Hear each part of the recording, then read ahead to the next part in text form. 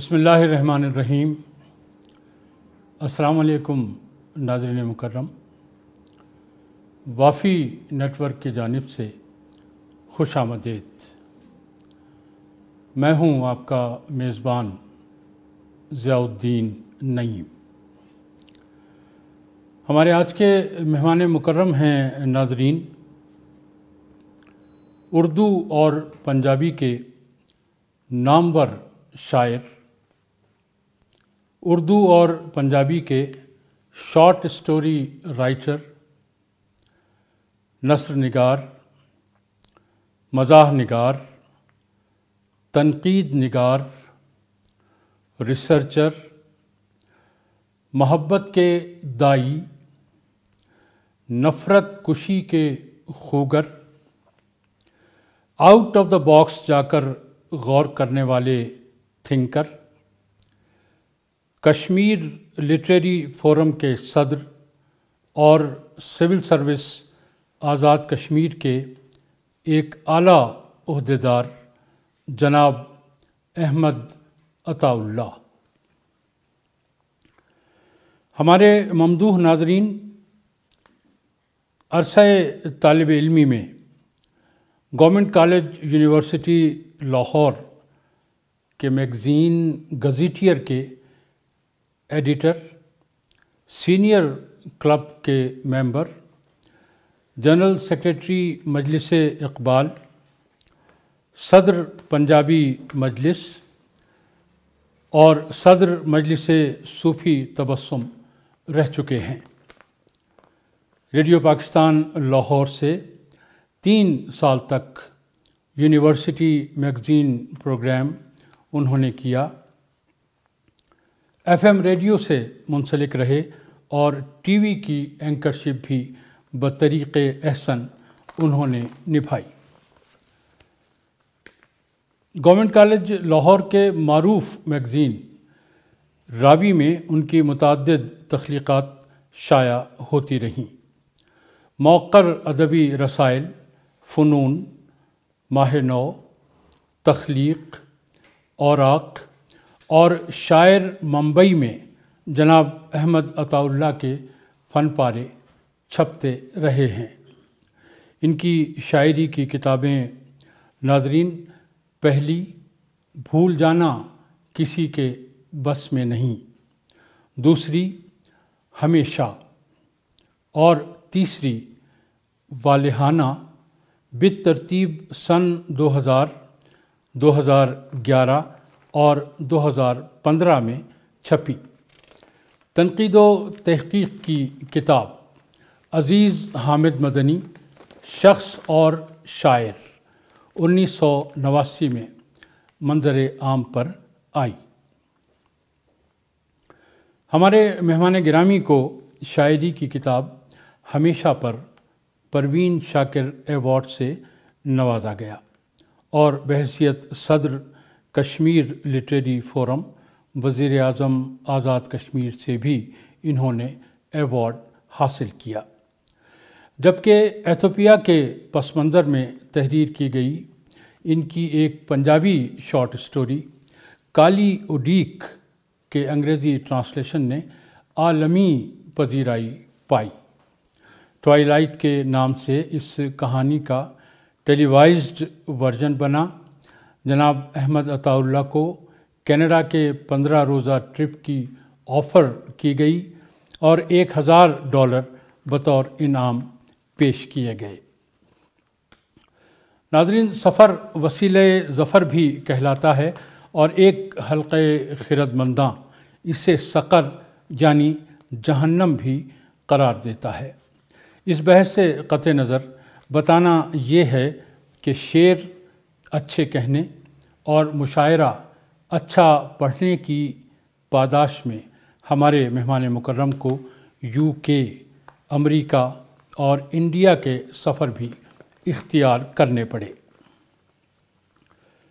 अहमद नदीम क़ासमी लिखते हैं नाज़रीन के अहमद अताउल्लाह ने उन अल्फाज को भी शायरी का नागुज़ीर हिस्सा बना दिया है जिन्हें शेर में इस्तेमाल करते हुए कई शुअरा अब तक झिझक महसूस करते हैं। اس کی شاعری وہ شاعری ہے جسے 21ویں صدی کی شاعری کا معیار قرار پانا ہے۔ ظفر اقبال کا کہنا ہے ناظرین، وہ شہسوار سخن جس کے انتظار میں ہوں، کب آئے اور مجھے روند کر گزر جائے۔ احمد عطا اللہ کے اطوار مجھے کچھ ایسے ہی لگتے ہیں کہ عمدہ شاعری بہرحال کسی کی جاگیر یا اجارہ نہیں ہے۔ میری عمر تھوڑی ہی رہ گئی ہے، ورنہ میں اسے اپنی عمر کے لگنے کی دعا بھی ضرور دیتا۔ وہ مزید کہتے ہیں کہ احمد عطا اللہ کی شاعری کا یہ مجموعہ میرے لیے بھی ایک چیلنج تھا اور آپ کے لیے بھی چیلنج ہی ثابت ہوگا۔ احمد عطا اللہ کے دو شعر ناظرین کہ رگوں میں ہی بہے تو ایک سا ہے، رگوں میں ہی بہے تو ایک سا ہے، سڑک پر خون کی رنگت جدا ہے۔ اور ایسے خطے کے جہاں آنکھ کا پانی مر جائے، ایسے خطے کے جہاں آنکھ کا پانی مر جائے، ایک روایت ہے کہ سیلاب بہت دیکھتے ہیں۔ آئیے ناظرین، ظفر اقبال کے شہسوار سخن اور احمد ندیم قاسمی کے رندِ جرأت آشنا احمد عطا اللہ کو غالب کا یہ شعر سناتے ہیں کہ دام ہر موج میں ہے حلقہ صد کام نہنگ، دیکھیں کیا گزرے ہے قطرے پہ گوہر ہونے تک۔ اور پھر ان سے یہ استفسار کرتے ہیں کہ قطرے پہ گوہر ہونے تک کیا کیا گزری۔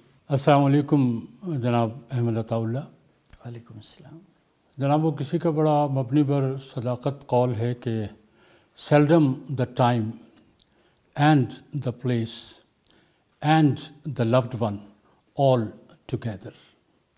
تو ایسا ہی آج یہ موقع میں محسوس کر رہا ہوں کہ یہ جو ریئر موقع ہے تو وہ آپ نے ہمیں مہیا کیا ہے، اور وافی نیٹ ورک اس حوالے سے آپ کا بڑا شکر گزار ہے۔ بہت مہربانی، میں خود ممنون ہوں۔ میں سمجھتا ہوں جس دور سے ہم گزر رہے ہیں اس میں ایک اچھی کتاب، ایک اچھا ادبی پروگرام 1000 درخت لگانے کے برابر ہے، اور یہ وافی نیٹ ورک یہ کام کر رہا ہے اور آپ اپنا قیمتی وقت دے رہے ہیں، تو میں وافی نیٹ ورک اور ضیاء الدین نعیم صاحب آپ کا بہت ممنون ہوں۔ بہت عنایت۔ جناب، میرا جو پہلا کویسچن ہے آپ سے وہ اصل میں بیس کرتا ہے اس تعلق خاطر پر جو میرے دل میں آپ سے کے حوالے سے پیدا ہوا، اور وہ کچھ ایسا ہے کہ قرآن کریم نے، اللہ تعالیٰ نے بعض انسانوں کی یہ تصویر کھینچی ہے جو کسی معقول بات کو نہیں ماننا چاہتے، تو اس کے جواب میں وہ کہتے ہیں کہ ما وجدنا علیہ آبانا، کہ یہ بات جو آپ کہہ رہے ہیں اس پر ہم نے اپنے بزرگوں کو نہیں پایا، یا وہ یہ کہتے ہیں کہ ما سمعنا ھذا بآبائنا الاولین، کہ آپ جو بات کہہ رہے ہیں ہم نے یہ بات اپنے بزرگوں سے اس طرح نہیں سنی۔ خورشید رضوی صاحب، ان کا ایک شعر ہے کہ کبھی اپنی آنکھ سے زندگی پہ نظر نہ کی، وہی زاویے کہ جو عام تھے مجھے کھا گئے۔ تو میرا جو آپ سے تعلق خاطر، دلی تعلق خاطر استوار ہوا، اصل میں اس بنیاد پر ہوا کہ آپ نے زندگی پر اپنی آنکھ سے نظر کی ہے۔ آپ نے جو چیزیں آپ کے سامنے آئیں ان کو اپنے نظر سے دیکھا، ان کا تجزیہ کیا اور پھر انہیں قبول کیا یا رد کیا، اور آپ نے ان امکانات کا بھی بالکل اپنے ساتھ یہ رکھا سلسلہ، ان کے یہ امکان بھی وقوع پذیر ہو سکتا ہے کہ جو بات میں آج جس پر بلیو کر رہا ہوں کل حالات مجھے بتائیں، میرا مطالعہ مجھے بتائے، دنیا مجھے بتائے کہ یہ درست نہیں تھا۔ یہ کم و بیش وہی برٹن رسل والی رویہ ہے کہ اس نے بھی کہا تھا کہ میں اپنے خیالات اور اپنے الفاظ کا ہوسٹیج نہیں ہوں اس میں۔ تو میں یہ دریافت کرنا چاہ رہا ہوں کہ یہ ایک ریئر طرز عمل ہم سوسائٹی میں دیکھتے ہیں۔ تو یہ چیز کیسے آپ میں پیدا ہوئی کہ آپ چیزوں کو ہر دوسری کسی بھی تعصب سے الگ کر کے اپنے طور پر دیکھتے ہیں اور دیکھنا چاہتے ہیں؟ میں سمجھتا ہوں یہ خدا کی دین بھی ہے، اور اگر یہ مجھ سے ہی اس کا آغاز نہیں ہوا. مثلاً جس آدمی نے پہلی دفعہ جہاز بنانے کا سوچا تھا، اگر وہ سوچ لیتا کہ میرے آباء و اجداد نے کبھی نہیں سوچا کہ ہوا میں اڑا جا سکتا ہے، تو جہاز کی ایجاد نہ ہوتی. اسی طرح تمام ایجادات، اسی طرح تمام اصناف، اسی طرح سمفنیز، دیگر چیزیں ان لوگوں کی ایجاد دریافت ہیں جنہوں نے آگے بڑھ کر سوچا اور زندگی کو نئے انداز سے دیکھا. آپ کسی ایک چیز کا حل پرانی مثالوں سے آپ وزڈم اخذ کر سکتے ہیں، لیکن پرانی مثالوں سے اسے حل نہیں کر سکتے، کیونکہ with the change of time ہر لمحہ ثبات ایک تغیر کو ہے زمانے میں، چیزیں تبدیل ہو رہی ہیں. جن چیزوں کے ساتھ ہم نے بڑھاپا گزارا، آپ کے میرے بچے ان چیزوں کے ساتھ پیدا ہوئے ہیں، تو ہمارا ان کا زمانہ ڈیفرنٹ ہے. اگر وہ نئی آنکھ نہیں کھولیں گے اور ان کی آنکھ ہم سے نئی آنکھ ہے تو مشکل ہو جائے گی. بہت خوب. ایک چائنیز پروورب بھی ہے اس حوالے سے کہ اپنے بچوں کو وہی کچھ سیکھنے پر مجبور مت کرو جو تم نے سیکھا ہے، کیونکہ وہ آئندہ زمانے کے لیے پیدا کیے گئے ہیں. یہ وہی بات جو آپ فرما رہے ہیں. بالکل. تو اس میں ایک بار یہ بات بھی آپ کی شخصیت سے بڑی متعلق ہے کہ آپ کو ہم نے یہ دیکھا کہ آپ خوش و خرم رہتے ہیں. آپ محفل کو بھی خوش و خرم دیکھنا بھی چاہتے ہیں، اس میں اپنا پارٹ بھی پلے کرتے ہیں، دوستوں کو بھی، اور اس میں کوئی آپ تفریق نہیں کرتے دوستوں کے حوالے سے بھی کہ وہ دوست اس کس سوشل اسٹیٹس کا حامل ہے. آپ کے لیے سارے انسان، ہم نے محسوس کیا کہ آپ ان کو برابر جانتے ہیں، برابر دیکھتے ہیں. یہ ایک بہت بڑا وصف ہے. تو کچھ سال پہلے ایک عالمی سروے ہوا تھا کہ کس ملک کے لوگ سب سے زیادہ خوش رہتے ہیں. تو اس میں بڑی ایک دلچسپ جو ریڈنگ سامنے آئی وہ یہ تھی کہ بنگلہ دیش کے لوگ سب سے زیادہ خوش رہنے والی قوم ڈکلیئر ہوئے، جبکہ ہم جانتے ہیں کہ بنگلہ دیش اتنے جو بڑے بڑے امیر ممالک ہیں تو ان کے مقابلے میں تو عمارت میں تو وہ کچھ بھی نہیں ہے، لیکن وہ خوش رہتے ہیں. اس سے یہ معلوم ہوتا ہے کہ جو سچی خوشی ہے وہ دولت کے ساتھ مشروط نہیں ہے. تو یہ آپ کی شخصیت سے اس بات کو میں متعلق دیکھتا ہوں. تو اس بارے میں آپ کیا فرمائیں گے کہ سچی مسرت، سچی خوشی؟ خوشی کا تعلق پیسے سے نہیں ہے، خوشی کا تعلق موسم سے نہیں ہے، یہ آپ کے اندر سے ہے. مثلاً میرے کئی دوستوں کو بہت زیادہ گرمی لگتی ہے، تو میں کہتا ہوں کہ گرمی میں اگر گرمی نہیں لگے گی تو کب لگے گی؟ سردی میں اگر سردی نہیں لگے گی تو کب لگے گی؟ تو سردی میں سردی لگنی چاہیے، گرمی میں گرمی لگنی چاہیے. کچھ لوگ بیمار رہتے ہیں، میں ان کو کہتا ہوں کہ 65 سال فرض کیا آپ کی عمر ہے، اس میں کتنے سال آپ بیمار رہے؟ سال کے کتنے دن؟ اگر میں 365 دن میں 5 دن، 7 دن، 10 دن بیمار رہا ہوں تو وہ جو 360 دن میں صحت مند رہا ہوں اس کی خوشی، اس کا شکر میں اس کو نہیں دے سکتا. کہتے ہیں کہ موت آپ کو اپنا ایک لمحہ نہیں دیتی، تو آپ زندگی کا ایک لمحہ. اسی طرح میں کہتا ہوں کہ رنج اپنا ایک لمحہ آپ کو نہیں بخشتا، تو آپ خوشی کا لمحہ رنج کو کیوں دیتے ہیں؟ تو اپنے وقت کے حساب سے، خوشی کے لحاظ سے. اور میں اس کو نہیں سمجھتا کہ فرق، مثلاً فرض کیا اگر 10 لاکھ روپے سے خوشی یا 10 لاکھ سے کسی کا مرتبہ بن سکتا ہے، اس کا مطلب ہے وہ ابھی آپ کی جیب میں ہیں تو آپ معتبر ہیں، وہ تھوڑی دیر میں میری جیب میں آ جائیں تو ہم کہاں ہیں؟ انسان کہاں ہے؟ تو انسان کی وقت، وہ پچھلے دنوں ایک شاعر کا ایکسیڈنٹ ہوا تو اس نے ہوش پر آنے کے سے کہا، ہوش میں آنے پر، کہ شکر ہے میرا دماغ بچ گیا، کیونکہ شاعر کے پاس تو دماغ ہی ہوتا ہے. تو ہمارے پاس خدا کی دی ہوئی بہت ساری چیزوں میں سے اتنی چیزیں ہیں کہ جن پر فخر کیا جا سکتا ہے، جس میں کم از کم یہ دنیاوی مرتبے اور پیسہ کہیں نہیں. اچھا، پچھلے دنوں ہمیں یہ اعزاز حاصل ہوا کہ ہم آپ کے پاس بطور مہمان گئے. مستقیم نوشاہی بھی صاحب تھے، منیر انور بھی تھے، اور ہمارے دوست اظہر ادیب بھی تھے. تو سفر کے دوران بھی آپ کا یہ جو خوشگوار مزاج ہے تو اس سے ہم لطف اٹھاتے رہے. تو دریا کے کنارے ہم لوگ قریب تھے، بیٹھے تھے، تو آپ مائل کر رہے تھے مجھے اور اظہر ادیب صاحب کو کہ ہم کیوں نہیں دریا میں چھلانگ لگا دیتے یا اس کا مزے کیوں نہیں لیتے. تو اظہر ادیب صاحب نے پوچھا کہ یار وہ گھر سے لڑکے تو نہیں آئے ہم جو تم یہ آپ چاہ رہے ہیں کہ ہم اس میں کود جائیں. تو آپ نے کہا کہ میں ابھی جو یہاں کے لوکل ٹیلی فون ہے اس سے آپ کے گھر بات کرا دیتا ہوں. تو پھر انہوں نے کہا کہ آخر آپ کو اس بات پہ کیوں اصرار ہے کہ ہم یہ رسک لیں. تو آپ نے کہا تھا کہ میں دیکھ رہا ہوں کہ بہت دنوں سے کوئی ادبی خلا وجود میں نہیں آیا، تو میں اصل میں اس عظیم مقصد کے لیے تو آپ کو اس عظیم کارنامے پر گویا آگے بڑھا رہا ہوں، توجہ دلا رہا ہوں. تو یہ تھرو آؤٹ آپ کا ایک مزاج رہا وہاں. تو یہ تو خیر یوں سمجھیے کہ میں چاہتا تھا کہ آپ کے جو مزاج ہے وہ بھی ہمارے ناظرین تک پہنچے، تو اس لیے یہ واقعہ بھی بیان کیا. حیدرآباد دکن کا ایک شاعر گزرے ہیں، شاید نام آپ نے سنا ہوگا، اب انتقال ہو گیا، شاست تمکنت. تو ان کا ایک شعر ہے کہ ہر طرف دھندلکا ہے، ہر طرف دھواں دیکھوں، میں تجھے کدھر ڈھونڈوں، میں تجھے کہاں دیکھوں. اسی طرح انگریزی کی ایک لائن ہے کہ be with me in the twilight. اچھا، اب یہ مجھے دونوں باتیں اصل میں یاد آئیں کہ ٹوائلائٹ کے نام سے آپ کی ایک کہانی کالی اڈیک، پنجابی کی کہانی، وہ ٹرانسلیٹ ہو کے غالباً وہ اعتزاز احسن صاحب کے بھائی اعجاز احسن صاحب انہوں نے ٹرانسلیٹ کر کے کینیڈا بھجوائی تھی، وہاں یہ چھپی اور عالمی پذیرائی اس کو ملی.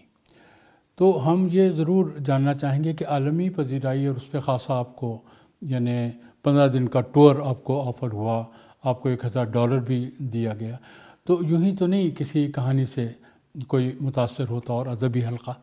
یہ جو انٹرنیشنلی اس کو ریکگنائز کیا گیا اس کہانی کو، تو تھوڑا سا مجھے یہ بتائیے کہ وہ کہانی کیا تھی. اس کہانی کا مرکزی جو خیال تھا وہ یہ تھا کہ خدا نے یا جو کریٹر ہے اس کا، اس نے ہمیں ایک دوسرے کا دکھ بانٹنے کے لیے تخلیق کیا. اچھا. تو ہم ہی نے ایک دوسرے کی مدد کرنی ہے اور اس طاقت نے ہم ہی کو سب کچھ دیا ہوا ہے. تو کالی اڈیک کا مطلب ہے کہ اگر ان میں سے کچھ لوگ خدا کا اس طرح انتظار کر رہے تھے کہ خدا خود آئے گا اور مدد کرے گا، تو اس نے نہیں آنا، ہم نے ایک دوسرے کی مدد کرنی ہے. اور ہمارے پاس بھی دیا ہوا جو کچھ ہے وہ اسی کا ہے. تو اس ٹاپک پر تھی یہ سینٹرل آئیڈیا تھا، یہ سینٹرل آئیڈیا تھا. اور اس کو پذیرائی ملی پھر؟ جی بالکل پذیرائی ملی اور بڑا انہوں نے اپریشیٹ کیا. کیا بات. اچھا، اس موقع پہ میں آپ سے گزارش کروں گا کہ چونکہ آپ کی شاعری بھی ہم نے ریکارڈ کرنی ہے، سننی بھی ہے، تو اپنی غزل عطا فرما دیجیے. جی میں پیش کرتا ہوں یہ غزل. یہ میری غزل ہمیشہ کتاب سے ہے. اچھا. یک طرفہ محبت تھی جتانی بھی نہیں تھی. واہ. یک طرفہ محبت تھی جتانی بھی نہیں تھی، جا جا کے کتھا سب کو سنانی بھی نہیں تھی. واہ. پھر عطا. یک طرفہ محبت تھی جتانی بھی نہیں تھی، کیا کہنے، جا جا کے کتھا سب کو سنانی بھی نہیں تھی. میں ڈھونڈنے نکلا تھا بھرے شہر میں جس کو، میں ڈھونڈنے نکلا تھا بھرے شہر میں جس کو، اس کی تو کوئی خاص نشانی بھی نہیں تھی. بہت خوب. میں ڈھونڈنے نکلا تھا بھرے شہر میں جس کو، اس کی تو کوئی خاص نشانی بھی نہیں تھی. اوہام بھرے شہر میں دشوار تھا ملنا، اور ہم نے تو منت کوئی مانی بھی نہیں تھی. اوہام بھرے شہر میں دشوار تھا ملنا، اور ہم نے تو منت کوئی مانی بھی نہیں تھی. لوگوں میں تھی رائے جبھی تحفوں کی روایت، بہت اچھے. شہروں میں ابھی اتنی گرانی بھی نہیں تھی. پھر لوگوں میں تھی رائے جبھی تحفوں کی روایت، شہروں میں ابھی اتنی گرانی بھی نہیں تھی. چاہا تھا کہ لے جاؤں ہتھیلی پہ دل و جاں، چاہا تھا کہ لے جاؤں ہتھیلی پہ دل و جاں، یہ رسم کوئی اتنی پرانی بھی نہیں تھی. یہ رسم کوئی اتنی پرانی بھی نہیں تھی. چاہا تھا کہ لے جاؤں ہتھیلی پہ دل و جاں، یہ رسم کوئی اتنی پرانی بھی نہیں تھی، واہ واہ، پہنچا میں سرائے میں تو بجھتا تھا لاؤ، اچھا، پہنچا میں سرائے میں تو بجھتا تھا لاؤ، ہاں، اور پاس میرے کوئی کہانی بھی نہیں کیا تھی، بات ہے، بہت اچھا، اور پاس میرے کوئی کہانی کیا بھی گزشتے نہیں ہوئے تھی، عزیزان سے ریلیٹ کیا آپ نے کہانی کو، اس خاک کے ذرے میری پلکوں پہ جڑے تھے، واہ واہ، اس خاک کے ذرے میری پلکوں پہ جڑے تھے، وہ خاک جو میں نے ابھی چھانی بھی نہیں بہت تھی، اچھے بہت اچھے، اس خاک کے ذرے میری پلکوں پہ جڑے تھے، واہ، وہ خاک جو میں نے ابھی چھانی بھی نہیں تھی، وہ پہلی محبت تھی عطا پہلی محبت، ہائے، اور راس ہمیں دوسری آنی بھی آنی نہیں تھی، بہت اچھے بہت اچھے، وہ پہلی محبت تھی عطا عطا پہلی پہلی محبت، محبت، اور راس ہمیں دوسری آنی بھی نہیں کیا تھی، کہنے کیا کہنے، جا جا کے کتھا سب کو سنانی بھی بہت نہیں تھی۔ خوبصورت بہت خوبصورت۔ اچھا جناب، آپ تھرو آؤٹ لاہور میں رہے ہیں، پھر سروس کے لیے غالباً آپ ادھر آئے، تو ہم بھی شب گیسو کے اجالوں میں رہے ہیں، کیا کیجئے دن پھیر کے لائے نہیں جاتے، تو میں بھی لاہور میں رہا پڑھا میں نے، تو منی نیازی صاحب میری بھی پسندیدہ شعراء میں سے ہیں، تو ایک بات ان کی مجھے یاد ہے کہ ان کی بڑی مشہور نظم ہے کہ ہمیشہ دیر کر دیتا ہوں میں، تو سینٹ ہال میں مشاعرہ ہو رہا تھا، لڑکیاں لڑکے سب وہاں بیٹھے تھے، اچھا ایک تو یہ نظم بڑی خوب ہے، اور وہ جس انداز سے جس سحر ترازی سے وہ پڑھتے تھے، وہ پن ڈراپ سائلنس وہ اس وقت ہوتا تھا، تو ایسا ہی ایک موقع تھا تو اس میں وہ پڑھ رہے تھے، اور پن ڈراپ سائلنس جب انہوں نے آخری سینٹنس ادا کیا کہ ہمیشہ دیر کر دیتا ہوں میں، تو ایک آواز آئی بڑی دور سے زور سے کہ او یو لیزی مین، تو یہ دس از انفارگیٹیبل، کہ اس کے بعد جو قہقہ پڑا، یہ ایک ہوٹنگ میں جو ہے ایک بڑی خوبصورت سی چیز ہوتی ہے، تو منی نیازی صاحب آپ کے بھی بہت پسندیدہ شاعر ہیں، بڑے کمال کے شاعر ہیں، سمجھ میں نہیں آتا کہ کیسے وہ اتنی خوبصورت شاعری کر لیتے ہیں، تو ان کے بارے میں کچھ بتائیے، ملاقاتیں تو ظاہر ہے کہ رہی ہوں گی، آپ ملاقاتیں بہت رہی ہوں گی، اور میں جو ان کا قائل ہوں، ایک تو وہ بھی زندگی کو اپنے رنگ سے دیکھنے کے عادی تھے، اور اس کا اظہار ان کی شاعری میں بھی، میں سمجھتا ہوں اردو غزل کو جو ایکسٹینشن دی ہے فکری سطح پر، وہ منیر نیازی سے زیادہ کسی نے نہیں دی۔ غزل میں ایک وسعت تو ظفر اقبال لائے، ظفر اقبال لائے اس کی حیت میں، اور اس کے ساتھ آپ کو فرینک کرنے میں، یعنی اب آپ کو غزل سے ڈر نہیں لگتا، غزل سے جو پچھلی 3-4 نسلیں دوستی کا جو ہاتھ بڑھا ہے، یہ ظفر اقبال نے ہمت دی، لیکن فکری سطح پر غزل کو جتنی وسعت منیر نیازی نے دی ہے، میرا نہیں خیال کہ روایت کی غزل، اس کے بعد غیر روایتی غزل، پھر جدید غزل، اس کو ایکسٹینڈ کیا ہے منیر نے، اور وہ اثرات غیر محسوس طریقے سے نظر آ رہے ہیں، بہت زیادہ ہمیں سامنے نہیں نظر آتے، لیکن وہ غزل کے خمیر میں میرا خیال ہے کہ وہ خیالات موجود ہیں، اور کوئی دوسرا منیر نیازی بھی ہم کو دور دور تک نہیں دکھائی دے رہا، بالکل، وہ ان کا سٹائل، وہ ان کا انداز جو تھا وہ انہی میں رہ گیا، بالکل، ایک شام سی کر رکھنا کاجل کے اندھے کرشمے سے، تو کیا خوبصورت ان کی یہ غزل بھی ہے۔ اچھا، آپ نے جو شاعری اس کے بارے میں ہم نے پڑھا سنا کہ بی اے میں جا کے کہیں شروع کی، اور وہ بھی ایک طرح سے جو پوری واردات ہے وہ یوں لگتا ہے کہ وہ اچانک آپ پر وارد ہوئی، آپ عباس ثابت صاحب سے ملے، اور اس کے بعد جا کے آپ نے اکٹھی 4 غزلیں کہتی، اور یہ بھی آپ کا افتخار ہے، اور غالباً کوئی آپ کا سیکنڈ نہیں ہے اس سلسلے میں، کہ آپ کے محض 8 غزلیں ٹوٹل تھیں، سرمایہ جو شعر ہے یا سرمایہ غزل، وہ 8 غزلوں پر مشتمل تھا، اور آپ فنون میں چھپ گئے تھے، تو یہ بات کچھ سمجھ میں نہیں آتی، مطلب یہ کہ ٹھیک ہے آپ نے شاعری تو بی اے میں شروع کی، وہ غزلیں بھی ہم یقیناً مانتے ہیں کہ اکٹھی ہو گئیں 4، لیکن افرال کچھ بیس تو ہوتا ہے نا، تو آپ کو کیا شاعری سے، شعر سے، شاعروں کو پڑھنے سے ابتدا سے رغبت رہی ہوگی؟ کچھ تو آپ نے ایم اے بھی وہ لٹریچر میں کیا، اور شاید وہ ایم اے اردو کرنے کا جو مقصد ہے یا مطلب اس طرف جو آپ کی امنگ جاگی کہ آپ اردو میں ایم اے کریں تو آپ کا ٹیسٹ ہوگا ایک پیچھے. جی بالکل. تو اس کی وجہ سے شاعری کا کوئی بیس تو ہوگا نا؟ ہاں میں اس میں عرض کرتا ہوں، اور میں جہاں جہاں میں نوکری کے حوالے سے رہا ہوں میں دوستوں کو بتاتا بھی رہا ہوں، بزم ادب جو ہے جو اسکولوں میں تھی اور کالجز میں خاص طور پر تھی، یہ ہمارے ادب کی بنیاد تھی. میرا خیال ہے کہ جو اگر بہت زیادہ میں ایگزیجریٹ نہیں کر رہا تو 70-80% شعراء وہ ہوں گے جو اپنے اپنے اسکول کالج کی بزم ادب میں کسی کے شعر سنتے تھے، بیت بازی میں حصہ لیتے تھے، شعراء کو سنتے تھے، دیکھتے تھے. بالکل صحیح فرما رہے ہیں، بالکل صحیح فرما رہے ہیں. تو وہ روایت اگر اب بھی وہ زندہ کی جائے، جو نہیں ہے ابھی، نہیں ہے بہت سارے کالجز یونیورسٹیز میں نہیں ہے، وہ ہونی چاہیے. اس سے ایک تہذیب بھی آتی تھی.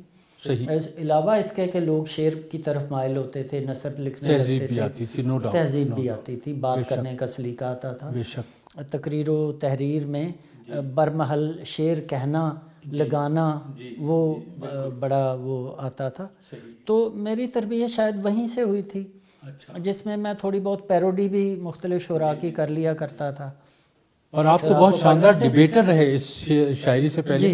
غالباً آپ سے گفتگو ہو رہی تھی، آپ نے بتایا کہ اتنے اچھے ڈیبیٹر تھے کہ لوگ آپ کو سننا پسند کرتے تھے، سننے کے لیے آتے تھے. پنجابی میں بھی آپ ڈیبیٹ کرتا تھا اور اردو میں بھی. ایون رسال پور میں کیڈٹ کالج والوں نے مجھے کال کر کے کہا کہ ہم آپ کے کچھ کلپس اپنے کیڈٹس کی تربیت کے لیے رکھ رہے ہیں، ان کو سمجھانے دکھانے کے لیے کہ اس طرح ایکسٹمپری بولتے ہیں، اس طرح لائیولی بولتے ہیں.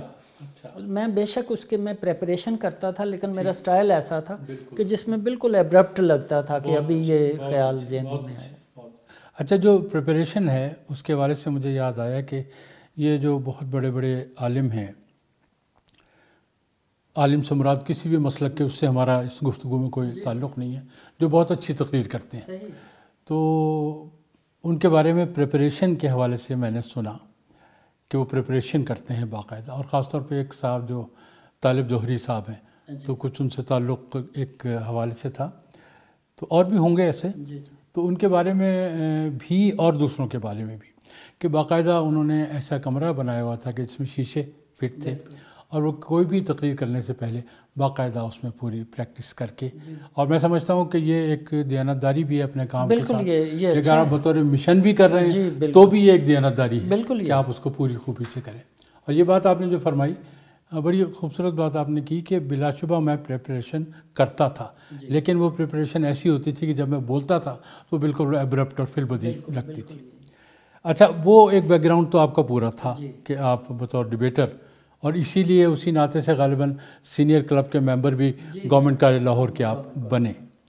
تو یہ جو شاعری، پھر ہم اگین وہیں جا رہے ہیں کہ اس میں کیا ایسا تھا، ایک تو بزم ادب والی بات آ گئی. اچھا، کیا ایسا تھا کہ آپ نے مثلاً غالب کو پڑھا ہو، آپ نے اقبال کو بہت پڑھا ہو، آپ نے میر کو پڑھا ہو، بہت سے اشعار آپ کو یاد ہوں، ایسا بھی تھا یا ایسے کوئی غیر معمولی صورتحال نہیں؟ یاد کے حوالے سے کم تھا، لیکن پڑھا میں نے سارے کلاسک کو تھا. ماڈرن شعراء کو بھی پڑھا تھا، مثلا اختر شیرانی کے اثرات مجھ پر ہیں، عبدالحمید ادم کے اثرات مجھ پر ہیں. زیادہ انقلابی شعراء کو میں نے نہیں پڑھا، میرا مزاج نہیں تھا. تو شاید یہی وجہ ہے کہ میری شاعری میں بھی محبت زیادہ ہے اور انقلاب کا عنصر کم ہے. جی بالکل، ہم یہ دیکھتے ہیں. بالکل، تو اختر شیرانی سے بھی متاثر ہے. جی میں اور ہمارے عبدالحمید ادم کو میں نے، عبدالحمید ادم کا ہی غالباً ایک شعر ہے کہ ایک نظر مڑ کے دیکھنے والے، کیا یہ خیرات پھر نہیں ہوگی. اور وہ اختر شیرانی بھی اسی مزاج کے شعر کہنے والے تھے. تو بالکل وہ اس کا آپ کے پاس ہم کو وہ خوشبو ملتی ہے اس میں. اچھا، پھر ایک اور بات بھی جو میں نے نوٹ کی کہ ایک حالی کا انداز بھی تھا، اور اس نے کہا بھی تھا کہ آگے بڑھے نہ قصہ عشق بتاں سے ہم، سب کچھ کہا مگر نہ کھلے رازداں سے ہم. تو آپ کی شاعری میں نے دیکھا کہ آپ کھل جاتے ہیں رازداں سے.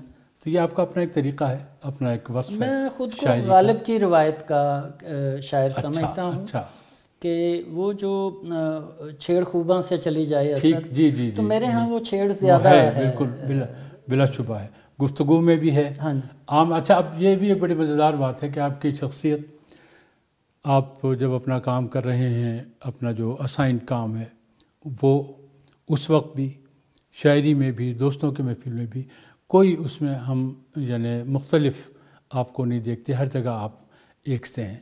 وہ جو ہے نا کسی کا کہ دو چہرے لیے پھرنا کہاں کی ہے بڑائی، ہو گھر میں بھی جو ہے سر بازار رویہ، تو اس کا آئینہ دار میں دیکھتا ہوں آپ کی لائف کو۔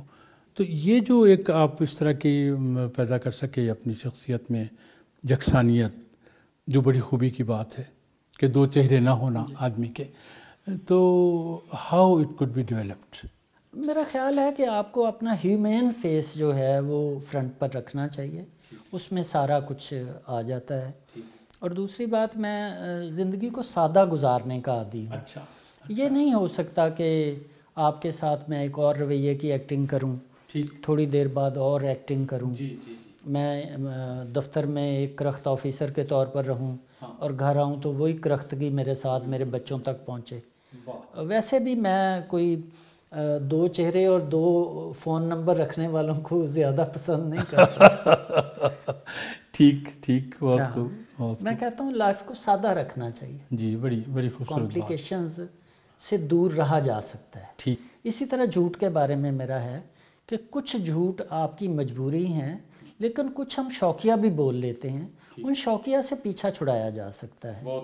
تو کم سے کم جھوٹ، اول تو کوشش تو یہی ہونی چاہیے کہ سرے سے نہ ہو، لیکن اگر کوئی انیویٹیبل آپ کی جاب کے حوالے سے ہو سکتا ہے، آپ کی کسی وجہ سے، تو اس کے ساتھ جو ہم عادتاً جھوٹ بولتے ہیں اس کو، تو اپنی لائف کو سادہ ترین، کہتے ہیں کہ سچے آدمی کا سب سے بڑا جو فائدہ ہے کہ اس کو یاد نہیں رکھنا پڑتا کہ میں نے کیا کہا۔